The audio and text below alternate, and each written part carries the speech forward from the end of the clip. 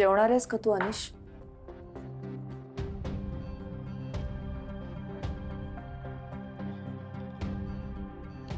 आज पुन्हा राजन सुकटणकर आला होता. तुला कसं कळलं हे? म्हणजे मला सांगायचं नव्हतं. तसं नाहीये, पण म्हणजे तू इथे नव्हतास म्हणून विचारते, तुला कसं कळलं? वाऱ्यासारखी बातमी पसरली आहे. दी राजन सुकटणकर भैरवी मासगावकरला स्वतः भेटायला आले होते. पुन्हा सगळीकडे चर्चा सुरू झाली आहे. अगं सोसायटीत पाय ठेवल्या ठेवल्या 4 जणांनी येऊन सांगितलं मला. आणि त्यांच्या सांगण्यात कौतुकापेक्षा भोचकपणा जास्त होता. हे बघ, मुळात राजन सुकटणकर मला इथे भेटायला आला, यात मला काहीही कौतुक वाटत नाही. आणि ज्या लोकांना भोचकपणा करायचा आहे ते करतील. आपण काय करू शकतो? राजन सुकटणकर तुला भेटायला आला होता. हो. का? दिवाळीच्या शुभेच्छा द्यायला आला होता अनिश. इथे स्वतः आपल्या घरी शुभेच्छा द्यायला? त्याच्या गाडीत बसून गेली होती म्हणे. अनिश, मी तसंही बाहेर जात होते आणि त्याने जस्ट मला ऑन द वे ड्रॉप केलंय, एवढंच. एवढं का करतो तो तुझ्यासाठी भैरवी? अरे माझ्यासाठी नाही केलंय अनिश त्याने, कदाचित बाकीच्यांसाठी सुद्धा तो असंच करत असेल. आणि तसंही तो आता आपल्या बरोबर बिझनेस करणार आहे. आपल्या बरोबर नाही, तुझ्या बरोबर. हे सगळं त्यांनी माझ्यासाठी केलं असतं का? जरा विचार कर. तू आता फ्रेश हो, मी जेवायला वाढते.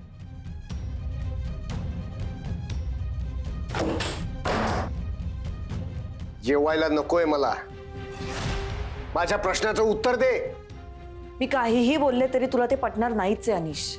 करेक्ट. मला एक सांग, इथे घरी येऊन विश करायला जगातले सगळे फोन बंद पडले होते काय आज? तू तर नाही ते अर्थ काढतोयस. मला जे दिसतंय ना ते तुला दिसत नाहीये, किंवा तुला ते बघायचंच नाहीये. एवढा मोठा माणूस कुठल्या ना कुठल्या तरी कारणाने तुला परत परत भेटायला येतो, याचा अर्थ कळत नाही का तुला? यात असा काहीही अर्थ नाहीये जो तुला वाटतोय.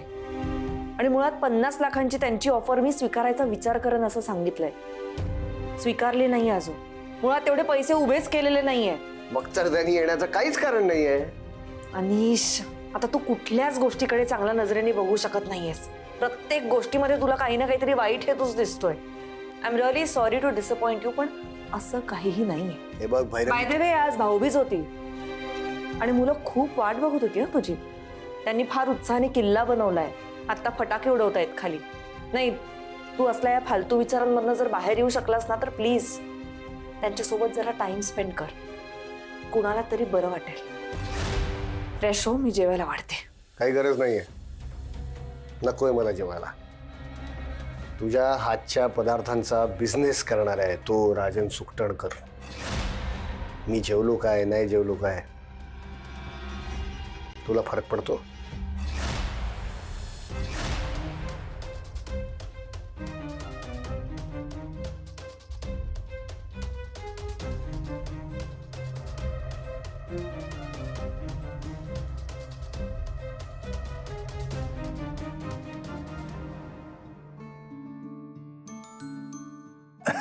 अरे ईश्वरा, बघता बघता नवीन वर्ष सुरू झालं.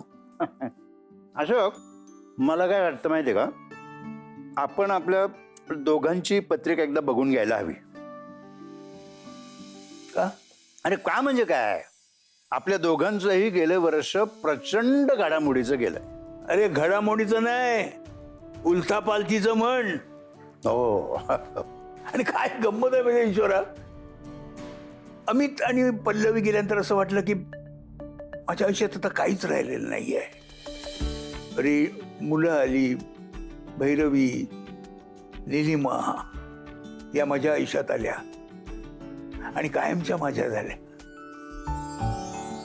आणि हो, ते दोघं मामा मामी ते जातील रे कधीतरी. अशक्य का? हा, मला नाही वाटत ते तुझ्या घरात सहजासहजी सोडून जातील म्हणून. अरे मस्त पैकी त्यांना चांगलं चांगलं खायला आहे, डोक्यावरती छप्पर आहे, आरामशीर सगळं आहे. ते नाही जात इथून आपोआप. हे बघ, हे वर्ष जसं बदललं ना तर तसे तेही बदलणार आहेत रे. हा, बदल ही एक अशी गोष्ट आहे की जी कधी बदलत नाही. आपलं काहीतरी मागच्या जन्मीचं देणं द्यायचं राहिलंय असं मी समजतो. ते देणंही फिटेल आणि मग जातीलच ते. बघ, घे ना, तू काहीच घेत नाही, घे ना, काहीतरी घे ना. नाही, राहू दे, राहू दे, राहू दे. घेतो. या सगळ्यामध्ये अनिश मात्र दुरावला. पण तू हे अशोक इतक्या सहजासहजी कसं काय सांगू शकतोस रे? मग काय करू? रडत बसू? अजिबात नाही. एकदा आपण नशीब असतं असं ठरवलं ना की मग झालं. त्याचं नशीब आहे, त्याप्रमाणे तो वागणार. आणि माझी मुलं मला दुरावणार हे माझं नशीब आहे. आपापले भोग भोगायचे. आता फार विचार करायचा नाही असं मी ठरवलंय. नाही, पण मग भैरवीचं काय? म्हणजे त्या दोघांचं नातं? हे बघ, त्या दोघांचं नातं सुधारणे माझ्या हातात नाहीये. माझ्या हातात भैरवीला मदत करायची आहे आणि मी 100% तिला मदत करणार. अरे हो, पण मग अशा परिस्थितीत ती जो काही तो बिझनेस करणार होती तो कसं काय करणार? होणारच. अरे या वेताळाने अजून हट्ट सोडलेला नाहीये. भैरवीच्या बिझनेसची पहिली पायरी म्हणजे राजन सुखटणकरची ऑफर स्वीकारणं आहे. आणि त्याच्यानंतर मी मग तिच्या पंगत ब्रँडला वाढवायला मदत करणार आहे. पण यासाठी 10 दिवसात 50 लाख रुपये उभे करावे लागणार आहेत. काय? 50 लाख रुपये उभे करणार? ते कसे करणार? हा? अरे अशोक, आपण सामान्य माणसं, मध्यमवर्गीय माणसं. एवढे 50 लाख रुपये म्हणजे आपल्या आयुष्यभराची कमाई असते रे. इच्छा तिथे मार्ग असतो ईश्वरा. मी भैरवीला मदत करणार आहे आणि आता ती कशी करायची याचा मार्ग पण सापडणार.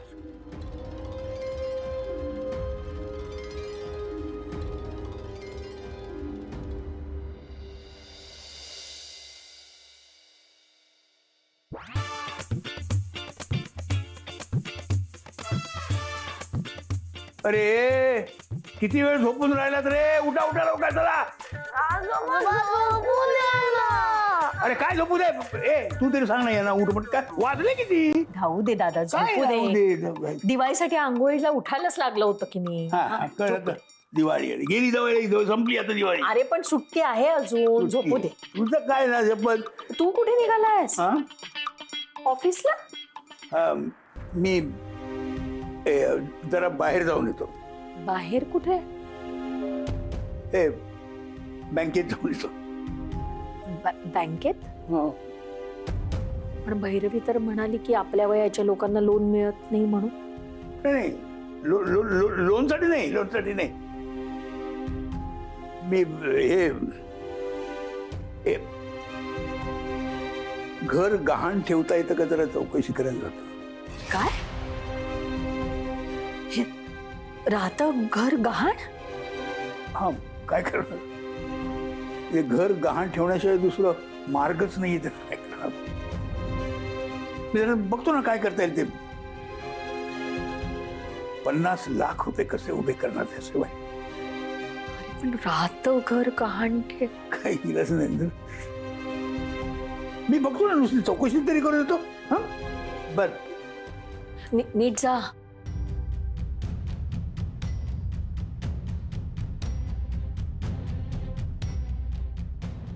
राहतं घर गहाण. देवा परमेश्वरा, काहीतरी चमत्कार घडव रे बाबा.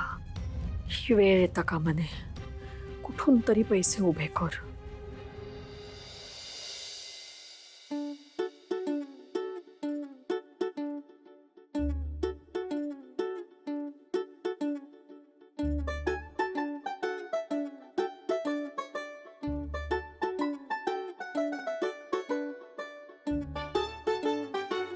माऊ, काय करतेस? मी अरे काही संस्था असतात ज्या आपल्या स्टार्टअप कंपनीज असतात ना, त्यांना फायनान्शियल हेल्प करतात. त्यांना कोणाला कॉन्टॅक्ट करता येतोय का जरा बघतीये. अच्छा, का? अरे आपल्याला आता बिझनेस सुरू करायचा आहे ना, त्यासाठी आपल्याला हेल्प लागेल फायनान्शियल. म्हणजे आपल्याकडे पैसेच नाही आहेत. अरे तू डंबो आहेस का? आपल्याला बिझनेस करायचा आहे. आपल्याकडे एवढे पैसे नाहीयेत, हो ना माऊ? करेक्ट. पण तुम्ही नका टेन्शन घेऊ या गोष्टीचं. आपण करू काहीतरी. ओके. अरे मी कसं विचारू, तू विचार ना. काय झालं विचारा. माऊ, आजोबा आमच्यावर चिडले आहेत का? आजोबा कधी चिडतात का तुमच्यावर? का बरं असं वाटलं तुम्हाला? अगं माऊ, मगाशी ना ते आत्या आजीला सारखं बोलत होते, घर घाण ठेवतात, घर घाण ठेवतात. आम्ही खरंच घर घाण ठेवतो का? नाही गो, अजिबात नाही. मग ते मगाशी असं आत्या आजीला का सांगत होते की घर घाण ठेवतात, घर घाण ठेवतात? मला तर एकदम कसं तरीच वाटलं. आम्ही पसारा करतो पण घर घाण नाही ठेवत. हो मला माहिती आहे. अजिबात नाही घाण ठेवत. मी बोलते हा आजोबांची, मी विचारते त्यांना. ओके, डोंट वरी. बर, त्यांनी पुस्तकं दिलेली वाचायला सुरुवात केली का तुम्ही? नाही म्हणजे हो, म्हणजे आम्ही वाचत होतो पण मग आमचं लक्षच नव्हतं लागत. मग आम्ही काय केलं, आम्हाला तुला ते विचारायचं होतं ना की आम्ही घर घाण ठेवतो का. बरं ठीक आहे, जा आता वाचायला जा. Don't worry. ओके.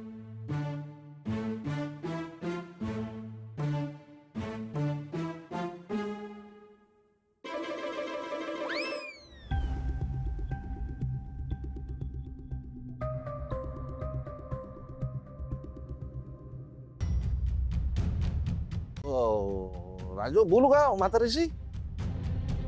कशासाठी? हाय का तर काय तुले सांगतो मगासपासून एवढी बडबड बडबड करतो, तुला काहीच नाही ऐकलेत का? अरे बाबा आता ते दिवाळीला पैसे दिले ना, पण ते म्हणजे दागिना लागतो ना बायकांनी, मग दागिने पाहिजे ना, मग म्हाताऱ्याला मागतो बाबा दागिन्यासाठी पैसे दे. ए मामा, तू काय दिवसा सुद्धा देशी प्यायला लागलास काय? अरे डोकं फिरलंय का तुझं? बाबा तुला काय दागिने घ्यायला पैसे देणार आहे? काही बोलतो यार. नाही, पण मला काय वाटतं का कुठे चाललंय? ए, थांब ना. ए बाबा हे म्हणलं मी खान काय? हो का बाबा, दागिन्यासाठी पैसे आहेत असं नाही मागायचे. आपण काहीतरी मला वेगवेगळं काहीतरी पाहिजे त्यासाठी पैसे मागायचे. तुला काय वाटतं वेगळं घ्यायचं सांगून काही उपयोग होणार आहे? अरे इतकी वर्ष नोकरी केली आहे त्या माणसाने, 1 रुपया साठवून ठेवला नाही रे. छे. काय म्हणे तर आईच्या आजारात सगळे पैसे खर्च झाले, म्हणून मला हे नोकरीतलं आवडत नाही. आयुष्यभर बाबांनी हेच केलं, दुसऱ्यांसाठी मरमर करत राहिले. आणि जेव्हा आमच्यासाठी वेळ आली तेव्हा काय उभे राहतायत, पैसा नाहीये म्हणतायत. नाही ते पण आहेत म्हणा, तरी पण भाऊजींना विचार. मामा अरे काही उपयोग होणार नाही त्याचा. जे काही थोडे पैसे राहिले असतील ना त्यांच्याकडे, ते सुद्धा ते त्या भैरवीला देणार आहेत. असं सुट्टणकरला द्यायला. अरे 50 लाख रुपये द्यायचे त्याला तिच्या बिझनेस साठी. 15 दिवसाची मुदत दिली होती त्यांनी, त्यातले आता 2 दिवस निघून गेले. कसे काय सुट्टणकरला पैसे देणार आहे ते काय माहिती. 5 किती शून्य? 6 शून्य. बापरे, एवढं मला बोलत होते ना. आता सभ्य मार्गाने 50 लाख रुपये कसे काय जमवतायत बघतोच मी. आणि तुले सांगतो का बाबा, तुझा म्हातारा आहे ना छान उद्योगी आहे. तो 5वर 6 शून्य लावून त्या सुट्टण करायला देतो की नाही बघ, देईलच तो.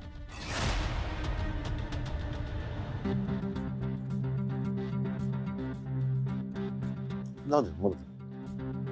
हो 5वर किती म्हणाल? 6 शून्य 50 500 5.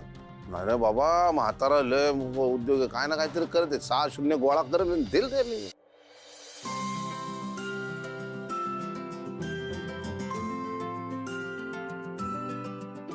भैरवी. Oh hi. हाय.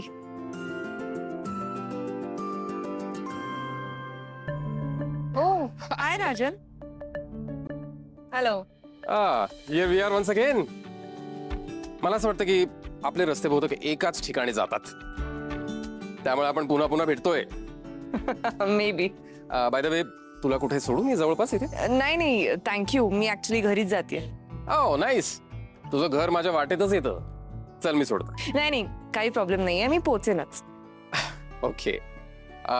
तू जर भेटलीच आहेस तर 1-2 मिनिटं बोलू का? मला बोलायचंच आहे तुझ्याशी. हो हो, प्लीज, वाय नॉट. ओके. काय ठरवलंस? टू बी व्हेरी ऑनेस्ट, मला अजून थोडा वेळ हवाय. मी नाही विचार केलाय. Of course take your time. मी माझं एक जस्ट ओपिनियन देतो. हे बघ, कुठलाही बिझनेस नव्याने सुरू करताना ना काही स्टेप्स असतात. जसं की तू तुझं प्रॉडक्ट बनवशील, मग केटरिंगच्या काही ऑर्डर्स घेशील, मग अजून ऑर्डर्स घेशील मोठ्या मोठ्या, मग नंतर एखाद्या एक्झिबिशनमध्ये तुझा स्टॉल लावशील. ही सगळी प्रोसेस सुरू राहील. पण यासाठी तुला स्टाफ लागेल, एक सेटअप लागेल, आणि त्यानंतरही प्रॉफिटची गॅरंटी नाही. समजा लॉस झाला तर कसा बेअर करशील? आणि अगेन्स्ट दॅट तू जर का माझ्यासोबत बिझनेस केलास तर फायदेच फायदे आहेत. पॉइंट नंबर 1, माझा ब्रँड एस्टॅब्लिश्ड आहे. तुझं प्रॉडक्ट माझ्या ब्रँड सोबत काम करेल. पॉइंट नंबर 2, मी माझ्या आउटलेट्समध्ये तुझं प्रॉडक्ट ठेवेन. त्याचा खप झाला तर ठीक, नाही झाला तर ती कॉस्ट मी बेअर करेन. तुला तुझे पैसे मिळालेले असते. पॉइंट नंबर 3, तुला असं काही खूप मोठी ऍडव्हर्टायझिंग करायची जबाबदारी घ्यायची गरज नाही पडत. Bhairavi, it's a win win situation. Try to understand. कसं आहे, बिझनेस करताना आपल्याला डोक्याने विचार करावा लागतो, मनाने भावनेने विचार करून नाही चालत. आपल्याबरोबर आपला स्टाफही असतो, सगळे अवलंबून असतात आपल्यावरती, त्यांचाही विचार करायला हवा. त्यामुळे जी लुक्रेटिव्ह ऑफर दिसते ती लगेच घ्यायची आणि पुढे जायचं. That's business. आय अग्री, पण मला थोडासा अजून वेळ हवाय. लेट मी थिंक आणि मी लवकरच सांगेन. ओके. बाय द वे, तुझा खूप वेळ घेतला मी. उशीर झालाय तुलाही आणि ऊनही आहे. सो आय रिक्वेस्ट, मी सोडतो तुला, प्लीज. बर, thank you. Thank you.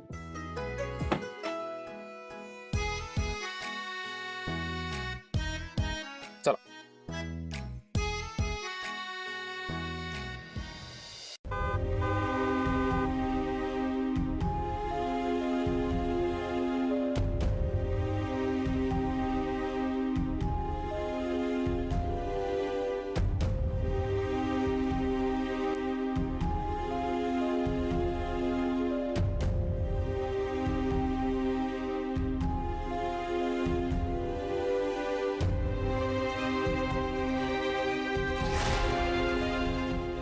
Thank you so much Rajan. Think about it seriously. I will.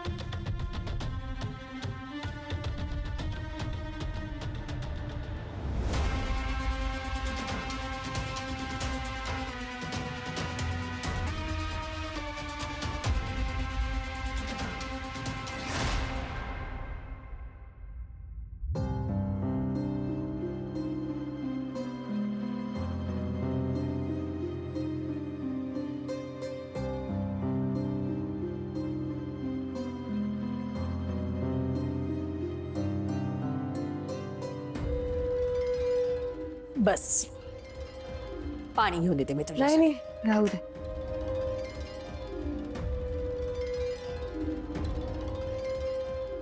अगं बाई, कोथिंबीर. अगं छान गावठी मिळाली ग. हल्ली गावठी कोथिंबीर मेली बघायला. भैरवी, हं? काय ग? नाही, काय नाही. आत्ता खाली राजन सुकटणकर भेटले होते मला आत्या. हेच ते ऑफर विषयीच बोलत होते. म्हणजे खरं तर घाई करतायत ते. अर्थात त्यांची इच्छा आहे की मी ती ऑफर स्वीकारावी म्हणून, पण मला कळत नाहीये काय करायचं. मी त्यांना स्पष्टपणे सांगून टाकू का की माझ्या पुढे नाहीये आता काही पर्याय.